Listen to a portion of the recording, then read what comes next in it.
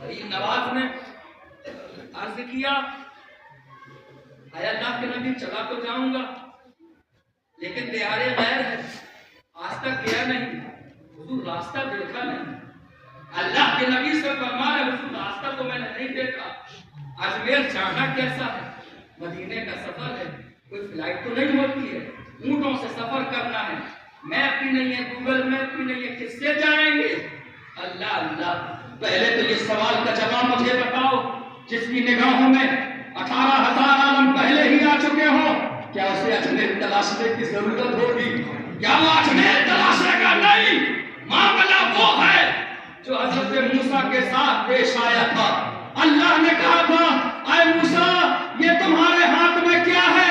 ایک چھڑی لیے ہوئے تھے، کہہ دیتے اے اللہ یہ چھڑی ہے، لیکن نہیں، عرض کرتا ہے یہ چھڑی ہے، میں اس سے بکریوں کو چارہ دیتا ہوں، میں کبھی کبھی اس سے ڈور بھی کھینچ لیتا ہوں، اے اللہ یہ چھڑی بہت اچھی ہے، بڑے کام کی چھڑی ہے۔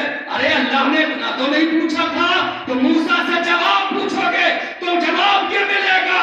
ارے یہ دیکھو کہ گفتگو کس سے ہو رہی ہے، ارے جب اللہ سے گفتگو ہو تو پھر مختصر نہیں کی جاتی ہے، کچھ نہ کچھ کہہ کے گفتگو کو بڑھا دیا جاتا ہے۔ وہی معاملہ غریب نواز کے ساتھ تھا، جب مصطفیٰ گفتگو کر رہے ہو تو پھر 18,000 عالم نہیں دیکھے جاتے ہیں، کچھ بہانہ بنا کر محبوب سے باتوں کو لفظ کر دیا جاتا ہے۔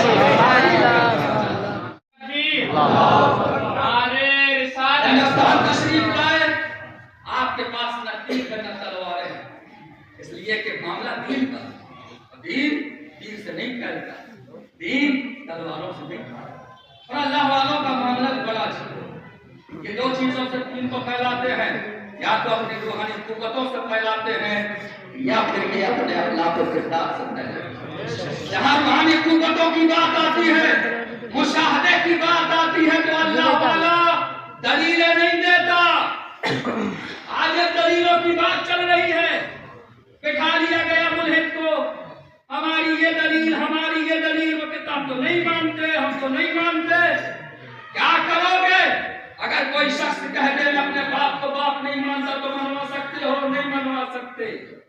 اللہ والے جانتے ہیں کہ تبلیغ کی راہ میں ایسے لوگ آتے ہیں جو مانتے نہیں ہیں، اور جب نہیں ماننے والے آتے ہیں تو اللہ والے دلیل نہیں دیتے ہیں، مشاہدے سے منواتے ہیں، روحانیت سے منواتے ہیں، اور ایسی دلیل سے منواتے ہیں کہ پھر سامنے والے کو انکار کی گنجائش نہیں رہتی ہے۔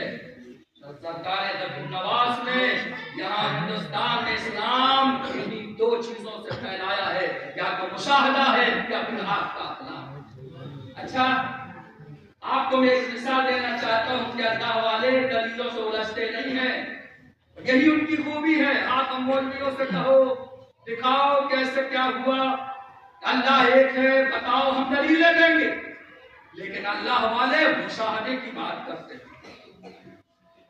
مسجد نبوی، مسجد دہلی کی سرزمین پر، دہلی کی سرزمین ہے جامع مسجد، ایک طرف درس لگا ہوا ہے، کچھ طلبہ اپنے استاد سے فلسفہ پڑھ رہے ہیں،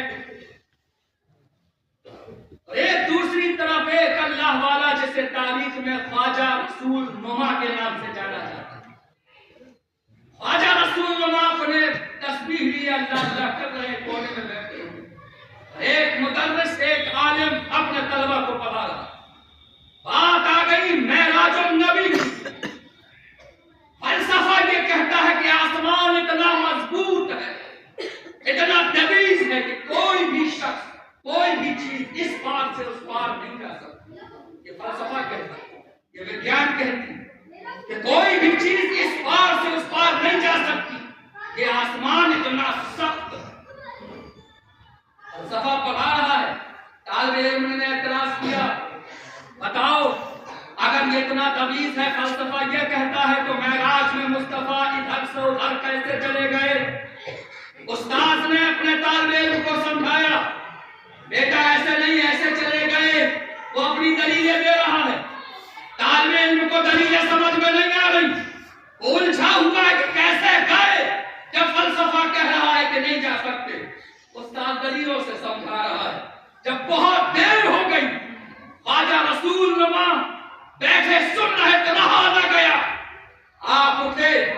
چھڑی ہاتھ میں ہے.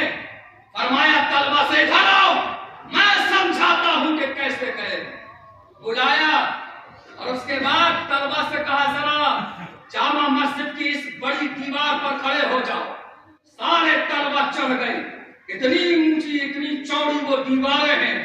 اس دیوار پر طلبہ کو چڑھا دیا. فرمایا مجھے دیکھ رہے ہو؟ کہا ہاں حضرت آپ تو دکھائی دے رہے ہیں. فرمایا تو دیکھتے رہنا. خواجہ رسول نما نے چھڑی گھمائی. گھماتے ہوئے پہلے دیوار کے ادھر سے ادھر گئے, پھر ادھر سے چھڑی گھماتے ہوئے ادھر آئے. فرمایا دیکھو میرا رسول ایسے کیا تھا اور ایسے واپس آ گیا. کیا کرتے ہو؟ کہا ہم تو آگ کے پجاری ہیں. کیوں پوچھتے ہو؟ اس لیے تاکہ یہ مرنے کے بعد ہمیں نقصان نہ پہنچائے. فرمایا ارے صاحب کو کیوں پوچھتے ہو؟ یہ مخلوق ہے.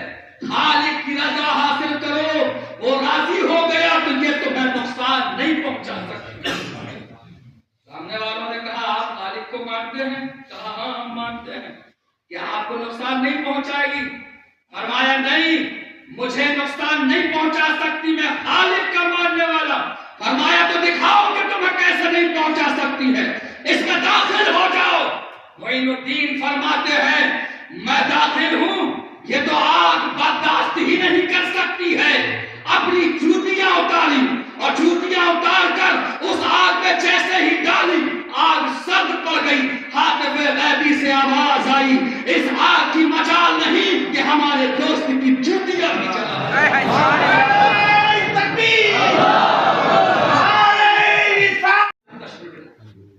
پورے شہر میں جھاڑو لگا کر ایک جادو کش وہاں سے نکلی. اس کے سر پر تسلا ہے, ہاتھ میں اس کے جھاڑو ہے, پیروں کے پائچے اٹھائے ہوئے ہے, پرا گندا ہے. وہاں سے نکلا. غریب نواز نے ارشاد فرمایا, ایک مرید سے کہا اس سے جا کر کہہ دو کہ آج کا کھانا یہ ہمارے ساتھ کھائے. اللہ اللہ پہنچا. فرمایا سنو آج کا کھانا تم ہمارے ساتھ کھاؤ گے. دیکھنے والے نے دیکھا نورانی صورت ہے, اونچے ہیں, لمبے ہیں, نورانی صورتیں یہاں کے نہیں لگتے. کام گیا. ہم تو وہ ہیں کہ سایہ پڑ جائے تو لوگ دور بھاگتے ہیں. تم کہتے ہو کھانا کہا حضرت. مہاراج چھما کر ہم سے نہیں ہو سکتا. غریب نواز کی بارگاہ میں خادم پہنچا. کہا حضرت وہ تو ڈر رہا ہے, کہہ رہا ہم کہاں اس لائق کے کھائے. غریب نواز چلال میں آ گئے. فرمایا اس سے جا کر کہہ دو جب تک وہ آئے گا نہیں معین الدین کھانا شروع نہیں کرے گا. آج کا کھانا اسی کے ساتھ. جا کر کہا کہ اب تو معاملہ دوسرا ہو گیا, جب تک تم آؤ گے نہیں. حضرت نے فرمایا ہم نہیں کھائیں. گیا بعد لینا خواستہ اپنے آپ کو نہایا دھویا, تھوڑا صحیح سے ٹپ ٹاپ کیا اور آیا. آ کر مجلس میں وہ جہاں بیٹھتا تھا اپنی قوم میں وہیں بیٹھا, بالکل اخیر. غریب نواز نے دیکھا, نفسیات سمجھ گئے, اندر ہی اندر اپنے آپ کو کم تر سمجھ رہا ہے. فرمایا تم وہاں نہیں کھاؤ گے, ہمارے ساتھ بیٹھ کر کھاؤ گے. وہاں سے اٹھو یہاں. بلایا. تاریخ کہتی ہے لقمہ غریب نواز نے توڑا, اپنے ہاتھوں سے اس کے منہ میں دیا. تاریخ اور مورخ لکھتا ہے میں یہ نہیں بتا سکتا کہ لقمہ پہلے پہنچا ہے یا اس کے دل میں ایمان پہلے پہنچا. یہی کہہ رہا تھا جب ہندوستان میں ان کا غلام اتنا اچھا ہے تو مدینے کا امام کتنا اچھا ہے. وہ اخلاق تھا, وہ کردار, اس کی بنیاد پر اسلام پھیل کر چلا گیا. ہم شکر گزار ہیں اللہ ان کو, ان کے فیضان کو, ان کی آل اور اولاد کو, ان کی چوکھٹ کو سلامت رکھے. وہ چوکھٹ سلامت ہے تو ہم سلامت ہیں. ہمارے پاس اگر کوئی بھروسہ ہے تو وہ صرف غریب نواز کا بھروسہ ہے, صرف غریب نواز کا بھروسہ ہے. اللہ تعالیٰ ان کے فیضان سے مالا مال فرمائے.